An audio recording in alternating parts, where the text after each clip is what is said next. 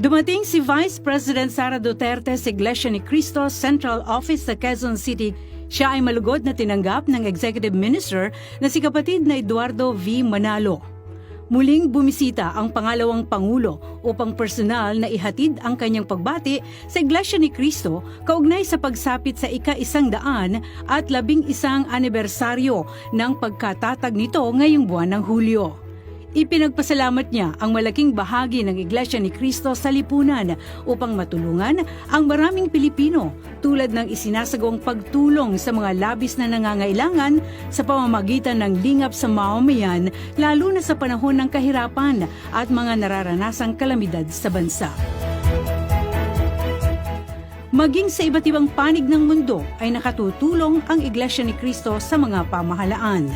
Matatandaan na nito lamang Mayo ay nagkaroon ng serye ng lingap sa mamamayan o Care for Humanity sa iba't ibang lugar sa US.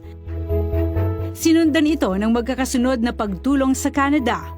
Nakinabang din sa mga pagtulong na ito ang mga kababayan nating Pilipino.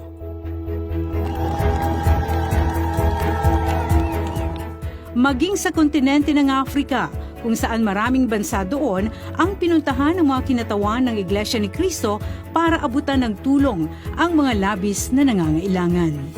Kinilala rin ni Vice President Sara ang ginagawang pagtuturo ng Iglesia ni Cristo sa mga miyembro nito ang ukol sa ikapagiging mabuting mamamayan, pagkakaroon ng maayos sa pamumuhay at pagiging masunurin sa pamahalaan. Sa ngayon, nasa 168 na bansa at teritoryo ang nararating ng Iglesia ni Cristo at umabot na sa 152 na nationalities ang mga kaalid nito.